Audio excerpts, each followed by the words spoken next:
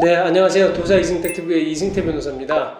예, 오늘은 약간 좀 색다른 주제예요. 우리가 맨날 하던 뭐 부동산이나 이런 것보다 오늘은 그 PM이라고 아시죠? 개인형 이동장치. 이거 타고 그런 쉽게 얘기하면 뭐 퀵고잉 있잖아요. 퀵고잉. 그거 타고 가다가 사고 나면 어떻게 되는지 그 얘기예요. 사실 우리가 이 내용을 왜 다룰까 이렇게 생각하실 분도 있지만 지난번에 저희가 또 킥고잉 했었고 제가 손해배상협회의 구분심 그러니까 구상금 분쟁 조정위원회 위원을 벌써 한 7년째 하고 있을 거예요. 그게 뭐냐면 자동차끼리 사고가 나잖아요. 그러면 과실 비율을 정해주는 거예요. 구상금 청구하는 거에 분쟁 심의는 변호사들이 지금 한 50명가량 되는 사람들이 손해보험협회에서 그걸 결정을 하거든요. 그러니까 제가 그걸 7년째 해왔는데 그러다 보니까 요번에 우리 손해보험협회에서 기준을 다시 만들었습니다. 그 만든 게 뭐냐면 워낙 사고가 많이 나니까 개인형 이동장치에서 그래서 그러면 개인형 이동장치가 뭐 자동차랑 사고 났을 때 과실 비율이 어떻게 되는지 그 부분을 좀 살펴보려고 합니다. 왜냐하면 이 개인형 이동장치가 처음에는 운전면허가 필요 없었다라고 됐었거든요. 한번 개정이 돼서 그러다 다시 올해 5월달부터 또 이 운전면허가 없으면 운전을 못해요. 킥고잉을. 그래서 만약에 이 킥보드 타다가 사고 나셔도 똑같이 지금 지난번에 얘기 드린 것처럼 사람 다치게 하거나 그러면 뭐 12대 항목 위반이면 업무상 과실치상죄가 될 수 있거든요. 그러니까 그 부분 염두에 두시고 과실 비율 한번 제가 살펴보겠습니다. 쭉 한번 볼게요. 이게 손해보험협회가 지금 38개에 대해서 그 개인형 이동장치와 자동차 교통사고 과실 비율을 정해놓은 거예요. 물론 이거 보실 때 기본적인 원칙만 정해놓은 것이지 구체적인 상황에 따라 달라요. 저도 매주 한 100여 개 정도씩 이렇게 자동차의 과실 비율을 결정을 해주는데 이게 상황에 따라 달라요. 신호등이 없는 교차로에서 우측에서 진행하는 차가 우선권이 있거든요. 좌측에서 진행되는 차는 그러니까 당연히 우측에서 진입하는 차에게 양보를 해줘야 되는데 들어가다 동시에 사고가 났다 그러면 우측 차량의 기본 과실은 40%예요. 좌측 차량의 과실은 60%예요. 하지만 차량의 속도라든지 또 그 누가 서행을 했는지 안 했는지 그다음 충격 부위가 어디냐에 따라서 달라지기 때문에 이거는 원칙이 그렇다는 거니까 너무 뭐 잘못됐다 이거 말이 되냐 이렇게 생각하실 건 아닙니다. 하지만 우리가 자동차 과실 비율은 많이 나와 있는데 개인형 이동장치는 안 나와 있어서 저희가 설명을 좀 드리려고 합니다.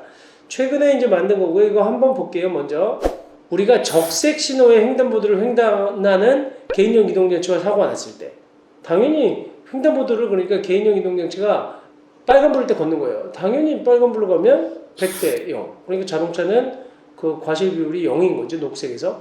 근데 이것도 말은 그렇지만 실제 영상에서 만약에 빨간불에 진입한 게 횡단보도 빨간불에 개인형 이동장치 건너가는 걸 보면서도 쳤다 그러면 또 과실 비율은 달라져요. 가산하고 또 그 감액하고도 하거든요. 그러니까 기본 과실은 그렇다는 겁니다. 그 다음에 두 번째는 마찬가지로 중앙선을 만약에 침범했다? 그럴 경우에도 지금 개인용 자동차가 100대 0 이렇게 되는 거예요. 또 하나 이거 보실래요? 신호등이 없는 교차로에서 지금 보도에서 교차로를 이렇게 진입하는 거예요. 그 신호기가 없는 교차로에서 그럴 경우에는 어떻게 되느냐? 기본적으로 개인용 이동장치의 과실을 70%로 본다는 겁니다. 어느 쪽에서 들어오든지 간에. 그러니까 우리가 자동차랑 부딪혔을 때는 무조건 이런 경우에는 개인용 이동장치 과실이 크다는 거예요. 그 다음에 또 하나 만약에 직진을 해 기본적으로 그냥 교차로에서 직진을 하고 만약에 자동차가 직진이나 좌회전이나 이렇게 진입해서 들어온다는 거예요. 근데 이 경우에는 정체된 도로에서 개인용 이동장치가 급진입할 때 사고를 얘기하는 거거든요. 이런 경우에는 개인용 이동장치 과실이 얼마 될 것 같아요? 70%예요. 그러니까 자동차도 과실이 있지만 그냥 정체된 도로에서 그냥 개인용 이동장치가 쭉 지나가잖아 버리. 그러다 교차로에서 사고가 나면 저쪽 차가 뭐 직진했는지 안 했는지 관계없이 7대 3이라는 겁니다. 그러니까 이 부분도 물론 나중에 계속 수정이 필요할 거예요. 또 하나 이번에는 교차로에서 이 개인용 이동장치가 좌회전을 하는 거예요. 그리고 앞에서 차가 오다가 충돌 사고가 났어. 그럼 기본 과실이 6대 4. 그렇지. 6대 4. 그러니까 좌회전하는 차가 6이에요. 근데 원래는 실제로 자동차들끼리 사고에서는 회전하는 차가 7 정도가 됩니다. 그러면 들어오는 차, 직진하는 차가 3인데 이 경우에는 지금 그 개인형 이동장치 과실을 오히려 좀 낮게 봐주고 자동차 과실을 높인 거예요. 6대 4. 그 다음에 또 하나. 이번에는 만약에 녹색 신호에서 만약에 우리가 신호를 보고 직진하는데 자동차가 빨간색 불에 교차로 신호등 있는 교차로에서 직진했다. 이 경우에는 당연히 100대 0이죠. 그러니까 자동차 과실이 100이에요. 그 다음에 또 하나 개인용 이동장치가 빨간불에 도로에서 신호기 있는 도로에 진입했을 때, 그 다음에 파란불일 때 직진하는 거예요. 자동차는. 그럴 때 당연히 빨간 개인용 이동장치가 100. 전적인 과실이 있다는 거죠. 신호 위반했으니까.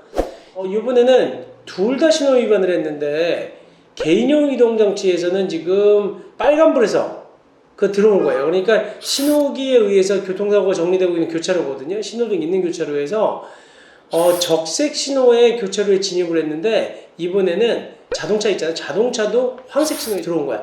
황색으로 변할 때 들어온 거지. 그러니까 딱 바뀔 때 진입한 경우.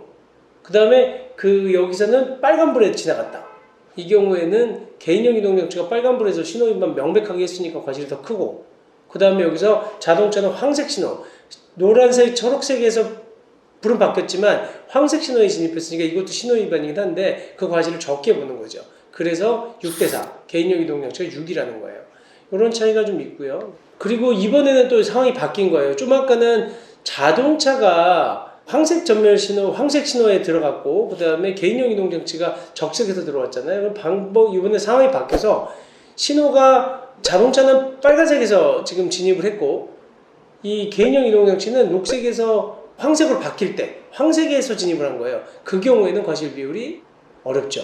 그러니까 당연히 적색에서 둘 다 신호 위반이지만 적색에서 진입한 자동차의 과실이 더 크기 때문에 이번에는 자동차 과실 8입니다. 그 다음에 황색에서 들어가는 게 2라는 거예요. 20이라는 겁니다.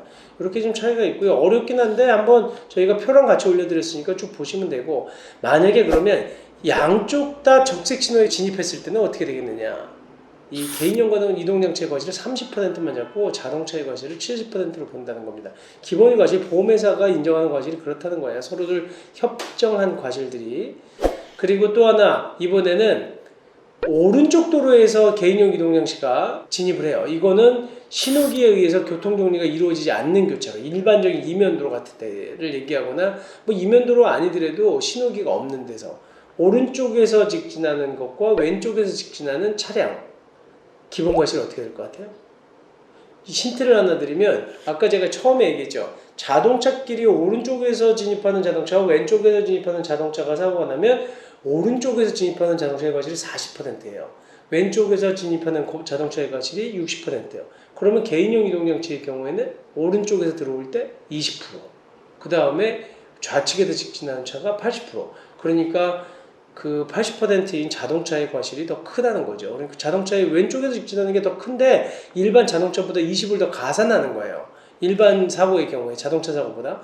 그러니까 PM도 근데 당연히 과실이 있다는 거 꼭 아셔야 됩니다. 이번에는 거꾸로 자동차가 오른쪽에서 들어와요. 오른쪽에서 직진하고 그 다음에 왼쪽에서 개인용 이동장치가 가는 거거든요. 신호기가 없는 교차로에서. 이번에는 어떻게 되느냐? 이번에는 자동차의 과실이 60%고 왼쪽에서 진입하던 개인용 이동장치의 과실은 40%라는 거예요. 혼돈되잖아요. 근데 이게 왜 그러냐면 원칙적으로 어떻게 돼요? 오른쪽에서 진입하는 자동차의 과실이 40%여야 돼. 그 다음에 왼쪽에서 진입하는 개인용 이동장치의 과실은 60%인데 20%를 조정해 준 거야. 개인용 이동장치를 더 보호해 준 거예요. 그러니까 오히려 개인용 이동장치의 과실은 40%, 자동차의 과실은 60%가 되는 거예요.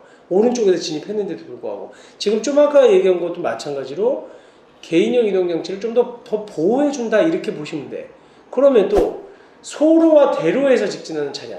그러니까 이번에는 개인용 이동장치가 대로에서 직진을 해요. 그 다음에 자동차 소로에서 직진하고, 일반적으로 대로와 소로에서 직진하는 차량에서 대로 차량이 우선권이 있잖아요. 그 경우에 과실이 어떻게 되는 줄 아세요? 대로 직진 차량과 소로 직진 차량의 과실? 우리가 생각 없이 운전을 쓱 하는데 한쪽은 대로고 한쪽은 소로야. 꽝 부딪혔어. 그럼 과실 비율이 어떨 것 같아요? 운전하죠? 네. 그렇지. 7대3. 대로가 30이고 그 다음에 소로가 70%예요. 근데 개인용 이동장치는 20을 더 플러스 한다 그랬으니까 소로에서 직진한 자동차에게 90을 주는 거예요. 그 다음에 대로에 직진하는 게 10%. 이제 이해가 좀 가죠.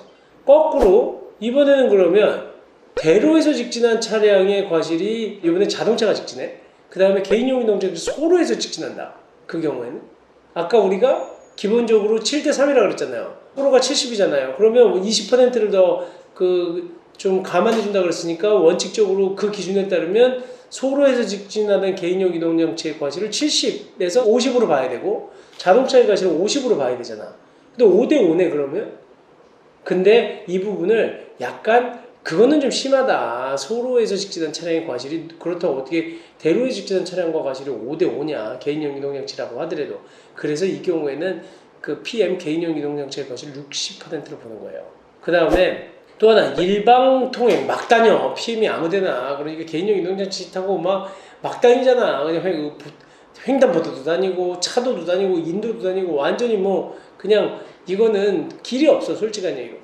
그래서 이게 지금 문제거든요. 그러다 보니까 일방통행도로도 막 거꾸로 다니거든요. 그러다 사고 났을 때 어떻게 해야 되겠느냐. PM이 일방통행도로 된 소로를 막 지나다니는 거야. 거꾸로 역주행하고 여기에서 자동차는 들어오고 있을 때 이 경우에 개인용 이동장치의 과실을 얼마까지 보면 될 것 같아요? 사실 일방통행도로라고 하는 건 또 소로거든요. 소로를 직진하는 거지. 그러니까 역으로. 이 경우에 70%까지 본다는 거예요. 그러니까 조심해야 돼. 자, 좌우간 저희가 또 일방통행도로 하나 더 보고 그 일방통행도로를 이번에는 자동차가 거꾸로 일방통행도로로 가. 소로에서. 그 다음에 개인용 이동장치가 거꾸로 대로에서 진행하고 있을 때 대소로를 일방통행하는 자동차의 과실이 100%일까? 아니면 개인용 이동장치, 대로에서 가는 자동차의 과실도 개인용 이동장치도 과실이 있을까? 과실이 있다고. 그러면 9대1 정도 되겠네. 그럼 9대1이 맞는 거예요. 개인용 이동장치가 아무리 대로에서 직진하더라도 그 경우에는 과실이 있다라고 보는 겁니다. 그러니까 우리가 여기서 좀 참고하고 봐야 될 건 과실이 전혀 없지 않다는 거야.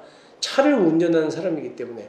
여러분들이 진짜 잘 아셔야 되는 게 이제는 개인용 이동장치가 차예요. 퀵보드가 어떻게 보면 좀 편하긴 한데 사실 요즘에 단속 많이 해요. 이거 무면허 운전, 그 다음에 헬멧 안 쓴 거. 그렇기 때문에 사고 나면 근데 그 단속은 뭐 범칙금이나 이런 것이 얼마 안 크다고 하더라도 물론 무면허로 운전하다가 걸리면 잘못하면 그거 이제 나중에 자동차 운전면허까지 1년간 정지될 수가 있어요. 이게 차기 때문에. 그러니까 그런 건 조심해야 되지만 사고 났을 때 꼭 큰일 난다는 거예요. 그러니까 이거 과실비를 잘 보셔야 됩니다. 요즘에 젊은 친구들이 괜히 이런 것 때문에 전과자 되는 경우가 많아요. 그런데 나는 솔직한 얘기로 이거 아니 내가 맨날 하는 얘기지만 그냥 킥보드 탈 때 그러면 가방에다가 헬멧 쓰고 갖고 다녀야 되나? 갖고 다니다가 모자 쓰고 양복 입고 타고 가고 또 학생들도 그러면 가방 말고 또 그 헬멧 갖고 다녀야 된다는 거잖아. 근데 요즘 길거리에 보세요. 여기 킥보드에 헬멧 달려있는 거 없어.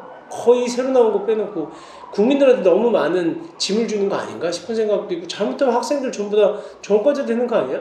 오히려 이런 이동장치들을 좀 자유롭게 풀어내고 사고 났을 때는 개인적으로 금전배상하면 되는 거거든. 근데 너무 과잉해가지고 뭐 학생들의 안전을 위한다, 뭐 사고를 줄인다고 하는데 생명은 기본적으로 자기가 지키는 거예요, 원칙적으로. 근데 그거를 뭐든지 다 나라에서 다 뭐 생명을 다 지켜줄 수 있나? 근데 이 부분에 대해서는 그럼 우리가 조그만 자전거 우리 여기 서울시에서 따릉이 있잖아요. 그거 그럼 다 헬멧 달아놔야지. 국민의 안전을 다 지키려고 하면. 그 다음에 아무것도 못해. 자전거도 못 타. 어린애들도 다 헬멧 써야 되는데 헬멧 씌우는 게 맞지만 그렇다고 해서 그거는 사고가 나면 본인이 감수하는 것이지 그거를 법으로 다 규제해서 전부 다 뭐 헬멧 안 쓰면 제재하고 뭐 스티커 끊고 그거는 나는 올바른 국가관이 아니라고 생각해. 우리나라만큼 뭐 바다에서 수영 못하게 하는 데 없어요. 나는 어저께 내가 익산 철인대에 갔다 왔지만 바다에서 외국에서는 막 수영하도 내버려 두거든. 뭐 특별히 아주 너무 사망사고가 많이 나오는 데는 경고 붙여놓지만 사고가 있다. 근데 쥐가 수영하는 건 자유지. 근데 그거를 우리는 난리를 치잖아. 수영 못하게 하고. 아니 죽어도 그건 사실 자기 책임이야 어떻게 보면. 근데 그걸 갖다가 뭐 물에 들어갔다고 그러면 스티커 끊어? 그것도 나는 좀 우리는 많이 그런 게 그 법 찾아보면 다 있어요. 뭐 물에 수영하지 말라는데 들어가면 다 스티커 끊을 거냐고. 그것도 이상한 거예요. 대신 이거는 지금 과실 비율을 지금 설명해 드린 거니까 잘 유념하시고 너무 많아서 일단 여기까지 이제 오늘은 살펴보고요. 다시 한번 이제 다음 시간에 확인을 해 보도록 하겠습니다. 네, 감사합니다.